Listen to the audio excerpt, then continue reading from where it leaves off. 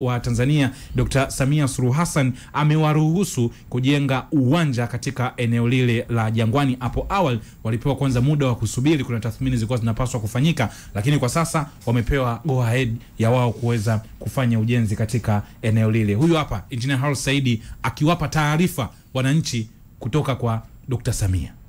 Niwape historia kidogo. Eneo hili mnaoliona ni mali ya klabu ya Young Africans mpaka hapo, lakini eneo hili halikuwa limekaa vizuri. Tulikuwa tuna takriban square mita 1035. Katika mahitaji ya kujenga uwanja tuna mahitaji mawili katika ardhi hii: kupata square mita 1037,500 kwa maana ya mita 200 kwa mita 150, lakini ardhi hiyo inapaswa kuwa katika rectangular shape, inapaswa kuwa katika eneo mstatili. Sasa tukapeleka ombi kwa Mheshimiwa Rais, na Mheshimiwa Rais akalipokea ombi letu, akalishusha kwenye uongozi, likafanyiwa mchakato, na mnajua hapa kutakuwa kuna mradi mkubwa unakuja. Mchakato ule umekwenda vizuri, na niwape taarifa nzuri wanachama wa klabu ya Young Africans. Serikali ya awamu ya 6 ya Daktari Samia Suluhu Hassan imeipa klabu ya Young Africans uwanja wake wa kujenga katika eneo la Jangwani. Tumshukuru Mheshimiwa Rais Daktari Samia Suluhu Hassan kwa kuipa klabu ya Young Africans eneo lake kwa ajili ya kujenga uwanja. Deni ambalo mmekuwa mkinipa la kujenga uwanja limeshafika mwisho. Miezi michache ijayo eneo hili litakuwa limeanza kujengwa uwanja wa Young Africans, na deni ambalo Young Africans itakuwa mnanidai nitakuwa nimeachana nalo rasmi.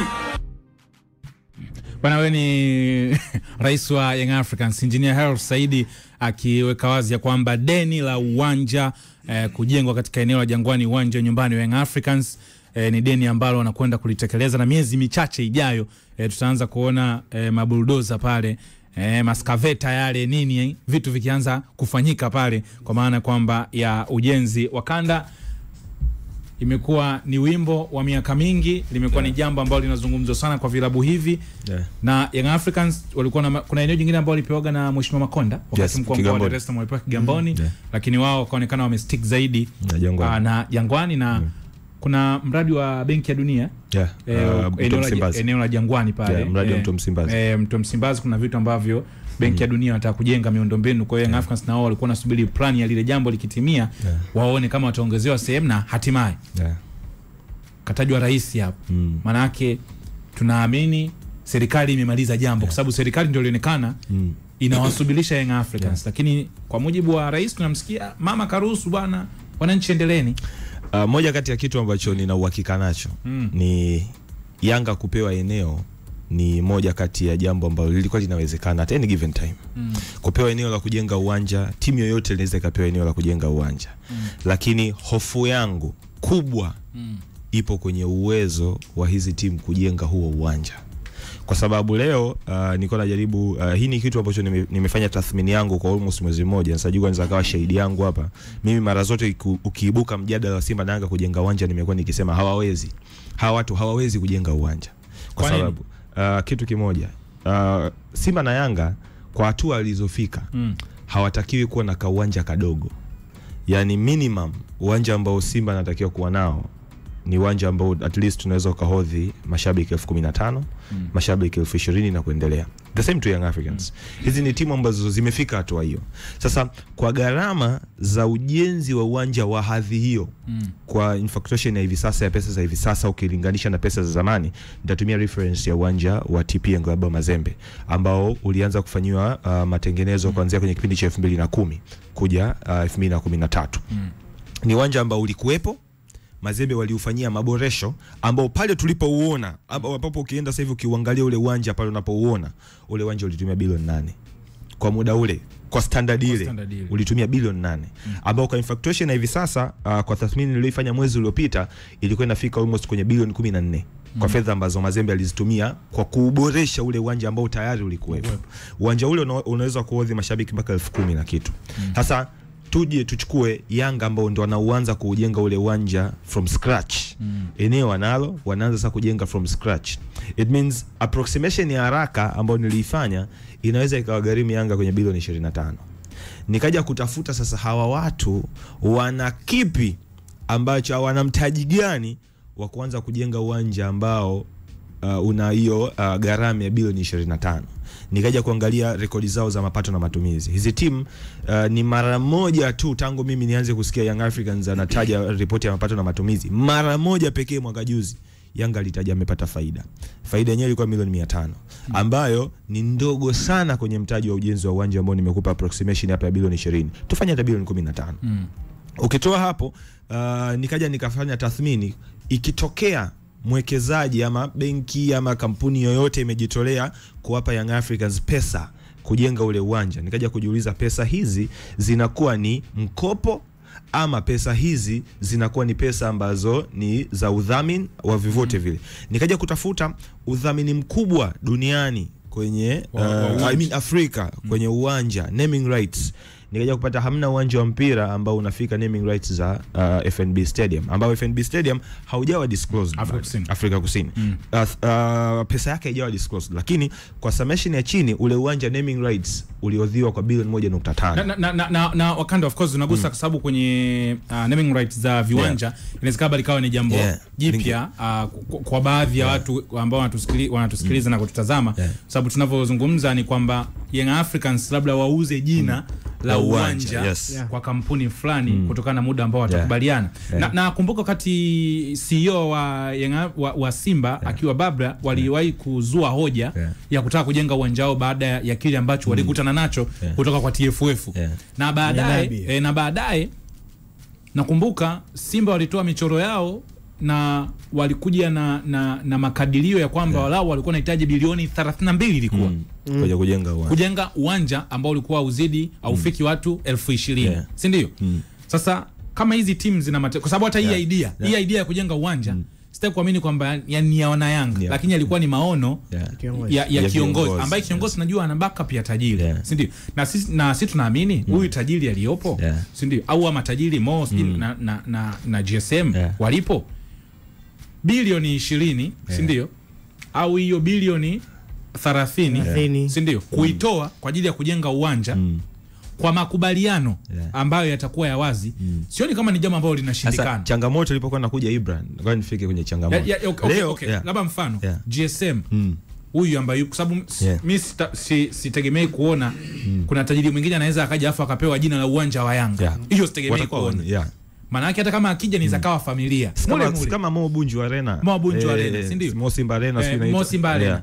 Ndio akasema inawezekana huyu GSM akaweka labda huo mzigo wa bilioni kadhaa, wakawaambia wana Yanga, jamani kwa miaka 10 uwanja huu utaitwa jina la huyu mtu, kama ambavyo uwanja wa Emirates, uwanja wa nyumbani wa Arsenal, kwamba bwana huu uwanja ulikuwa uwanja wa nyumbani wa Stoke City, Britannia, si ndio? Sasa hivi tunaona kuna Etihad, si ndio? Spotify Camp Nou, Barcelona utakuwa unaitwa Spotify Camp Nou, wameuza eneo la inawezekana kwa sababu tajiri si yupo. Sasa Ibra hapo kwenye kuwezekana kwa matajiri kutoa bilioni 20. Leo priority ya Simba na Yanga ni kukua. Yaani tuna priority ni kipaumbele. Kipaumbele cha kwanza cha Simba na Yanga ni ukuaji. Ukuaji wa Simba na Yanga haupo kwenye miundombinu. Ukuaji wa Simba na Yanga upo kwenye ubora. Ndio Hersi leo sasa leo hizi timu kwenye engo ya ubora wa uwanjani hajajitokeza mtu ambaye hata katika kipindi wanacho hawa matajiri Mo pamoja na GSM bado hawajajitokeza kuwekeza hiyo pesa kutafuta kikosi chenye ushindani wa klabu bingwa. Tufanye assumption wanaweza kuwekeza kwenye uwanja. Nikaja kutumia ule mfano kwamba leo labda mtu awakopeshe hawa watu, labda Simba na Yanga zikopeshwe zikajenge uwanja. Hiyo bilioni 20 ama bilioni 30. Tunarudi sasa kwenye ile hoja yangu ya kwanza.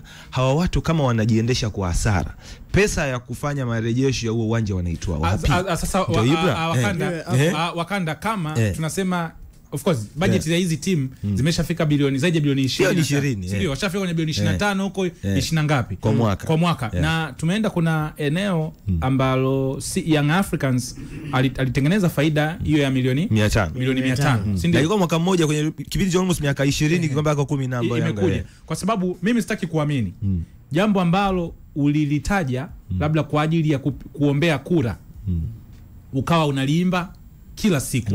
Na mimi sitaki kuamini ya kwamba kujenga uwanja ni idea ya Hersi ambayo anaipigia kelele bila backup ya tajiri. Lazima kuna sehemu Lazima kuna sehemu ambayo anaichungulia. Hiyo yote inabaki kwenye sehemu ya, mimi napenda kuziita propaganda. Kwamba hizi ni siasa. Siasa ni propaganda.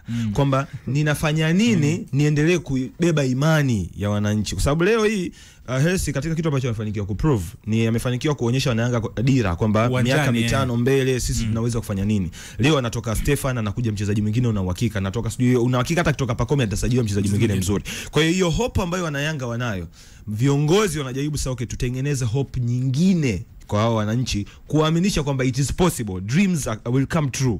Kwangu mimi Simba na Yanga kujenga uwanja bado, hizi zitaendelea kuwa propaganda za Simba na Yanga kujenga uwanja. Ni sawa kabisa na mtu ambaye atakuaminisha Simba na Yanga wako tayari kuwa mabingwa wa Afrika. Hawa watu ili wawe mabingwa wa Afrika wanatakiwa kufanya kazi kubwa. Hawa watu ili wajenge uwanja Ibra wanatakiwa kufanya kazi kubwa sana. Leo hii hizi team katika summation yao, katika hesabu zao wanazozipata, hawawezi kusajili mchezaji wa bilioni 2 mtu aje akwambie kuna mtu yuko tayari kuwekeza kusajili kujenga uwanja wa bilioni 20. Hawa watu leo mshahara wa mchezaji kufika milioni 50 hawezi kulipa, mtu yuko anakuambia kwamba yuko tayari kukujengea uwanja wa bilioni 30. Nitakupa mfano mmoja. Serikali inajenga uwanja wa Arusha. Ule uwanja umejengwa kwa bilioni 54. Uwanja watu ni 30. Sasa Wakanda. Ndio nakupa mfano. Wakanda ule uwanja utakuwa na viwanja vingine ndani. Nakupa mfano. Yani uwanja ni mkubwa sana. Sasa yani huo ni mfano mdogo wa watu 1030 ambao wataingia kwenye ule uwanja. Tupunguze nusu ya ule uwanja, hata robo 3 ya ule uwanja. Ule uwanja ambao tutauona pale serikalini wanaweza kujenga hivyo. Simba na Yanga ni lini ambapo hawa watu Simba yule pale Alexander Mnyeti na Gwambina yake walijenga sehemu ambayo ilikuwa sasa ule uwanja Simba na Yanga wewe wakacheza pale hivyo kwenye hadhili. Ukitaka ujenge wenye ndio nasema Simba na Yanga wakitaka kujenga uwanja kama KMC wanajenga. Wakanda ndio watu nasemaje? Uwanja wa Azam FC, si ndio? Hivyo wanajenga. Kwa sababu Simba na Yanga Wakanda au Simba na Yanga hata viwanjani kwenye mechi zao za kawaida kuna time hata watu 15,000 hawafiki. Kuna ile michezo ambayo tunasema ni ya kimataifa nayo ina level yake pamoja na mchezo wa Simba. Sasa hiyo ndio hoja kubwa kwamba Simba na Yanga wakitaka kujenga complex kama ile Azam kama KMC kesho asubuhi wanajenga, lakini Simba na Yanga leo hivyo sawa, lakini leo hii hawa watu mkiwaambia wajenge stadium ambayo itakidhi vigezo vya CAF, mimi Ibra niko hapa miaka 5 na wapa watu wajengi uwanja. Wakanda level ya TP Mazembe na uwanja wao havifanani. Unatumika CAF lakini. And of course unatumika. Azam Complex wao hutumiki CAF. Tunakuelewa, si ndio? Azam ishi ni ndogo tu ya kubadilisha. Sasa kubadilisha pichi. Sio pichi hata majukwaa. Sawa, hata majukwaa. Hadi mfano kwamba Wakanda ukienda uwanja wa New Aman. Sawa. Ambao maboresho yake ilikuwa kama bilioni 20. Maboresho tu ule uwanja. Sawa, ule uwanja wa New Aman. Bilioni ngapi? Pale ulipofika, si ndio? Unataka kuniambia kwamba yani ile idadi ile zile cities kufanya nini? Leo watashindwa pale wakiamua kujenga ule, yani kuboresha tu viwanja vyao vya mazoezi hawawezi. Viwanja vya mazoezi hawawezi.